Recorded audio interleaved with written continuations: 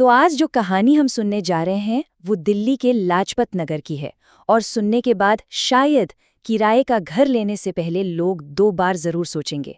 ये सिर्फ एक डरावनी कहानी नहीं है, इसमें एक सबक भी छिपा है। ये वार्निंग सीधे वहीं से आई है जहां से ये कहानी निकली है। तो इस चेतावनी को चलिए दिमाग में रखते हैं और देखते हैं कि इस रहस्यमयी कहानी में आखिर है क्या। देखिए, जब भी कोई नया घर लेता है ना, रेंट, पानी, बिजली ये सब तो चेक करते ही हैं, लेकिन उस जगह का पास्ट क्या है, उसका इतिहास, ये पूछना अक्सर भूल जाते हैं। और बस यही एक भूल इस पूरी कहानी की जड़ है। तो चलिए शुरू करते हैं। कहानी शुरू होती है एक शादी वाले घर से। माहौल बिल्कुल खुशियों भरा है, तैयारियां चल रही हैं और हमारी मेन कैरेक्टर है आशिमा, जिनकी शादी होने वाली है। तो शादी 2 दिन में थी और फंक्शंस तो आप जानते हैं कई दिन चलते हैं। इसलिए रिश्तेदारों के रुकने के लिए परिवार ने लाजपत नगर में एक बड़ा सा पुराना सा बंगला किराए पर ले लिया। अब शादी की भागदौड़ में ना आशिमा के परिवार से एक बहुत बड़ी गलती हो गई। उन्होंने उस बंगले का कोई बैकग्राउंड चेक ही नहीं करवाया और आगे जाकर यही उनकी सबसे बड़ी भूल साबित हुई।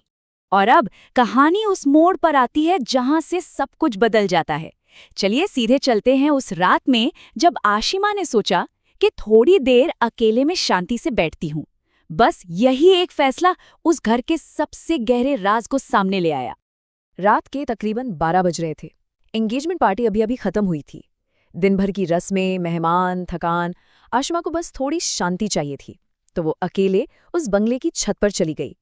चांदनी रात थी और उसने देखा कि छत के एकदम कोने में कोई बैठा है, दुल्हन के जोड़े में। पहले तो आशिमा ने ज्यादा ध्यान नहीं दिया, उसे लगा घर मेहमानों से भरा है, शायद कोई कजिन वजन होगी। लेकिन जैसे ही आशिमा थोड़ा पास गई, उसकी रूह कांप गई। वो जो औरत थी, उसके कपड़े, उसकी चूड़ियां सब पिघलकर उसकी जली हुई स्किन में धंस चुके थे और हवा में केरोसिन के जलने की एक अजीब सी तेज भयानक महक फैली हुई थी। और तभी उस औरत ने पलटकर आशिमा की तरफ देखा। उसका चेहरा पूरी तरह जला हुआ था और एक दर्द भरी आवाज में उसने कहा, बेजी, मेरे से अब ये दर्द सहन नहीं हो रहा, मुझे बचा लो। ये सुनकर तो आशिमा जैसे जम ही गई। बस वो चीखते हुए नीचे भागी, लेकिन हड़बड़ी में सीढ़ियों पर गिर पड़ी। उसकी चीख सुनकर सब घरवाले दौड़ कर आए, उसे हॉस्पिटल ले गए। पर जब उन्होंने छत पर जाकर देखा तो वहां कोई नहीं था, बिल्कुल खाली। अब आशिमा के साथ जो हुआ वो एक बिल्कुल पहेली बन गया था। किसी के पास कोई जवाब नहीं था। लेकिन अगले दिन एंट्री होती है एक ऐसे इंसान की जिसके पास उस बंगले के सारे राज थे। शादी के लिए काम पर रखी गई एक टेम्पररी मेड। वो मेड एक बुजुर्ग महिला थी, वहीं की रहने वाली। तो जब उसने कजिन्स को आपस में उस रात की घटना के बारे में बात करते सुना तो वो अपना काम छोड़कर बहुत ध्यान से सुनने लगी।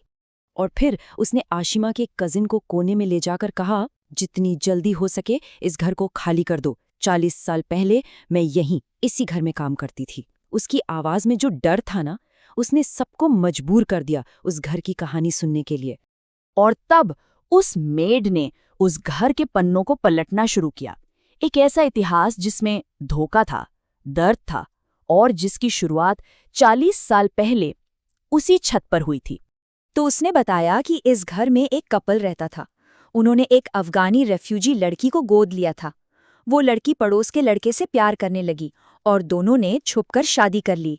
लेकिन लड़के के घर वाले इस शादी के सख्त खिलाफ थे और उन्होंने उस लड़की को बर्बाद करने की ठान ली। उसके ससुराल वालों ने एक बहुत ही घिनौनी साजिश रची। उन्होंने उस लड़की को नशे की दवा देकर बेहोश कर दिया और एक नौकर के साथ उसकी गलत तस्वीरें खींच लीं। फिर उन्हीं तस्वीरों को दिखाकर उस पर बेवफाई का इल्जाम लगाया और उसे घर से निकाल दिया। दिल टूटने और बदनामी के बाद उस लड़की ने उसी बंगले की छत पर खुद को आग लगा ली। ये एक बहुत बड़ी ट्रेजेडी थी। लेकिन कहानी यहाँ खत्म नहीं हुई। असली खौफ तो इसके बाद शुरू हुआ। उसकी मौत एक श्राप बन गई जो 2 परिवारों पर टूटा। जबरदस्त श्राप था।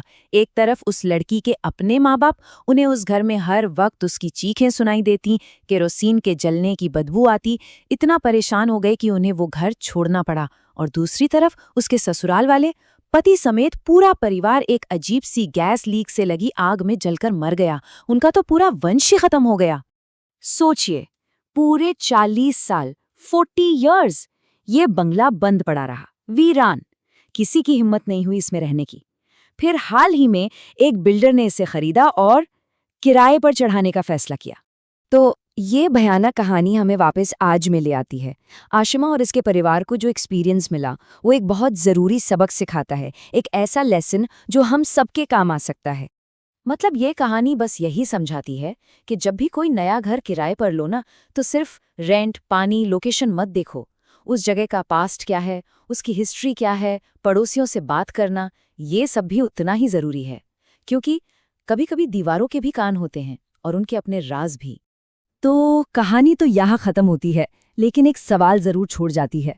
जरा सोचिए, अगर घर सच में बोल पाते तो हमारे आसपास की दीवारों के पास क्या क्या राज दफन होंगे।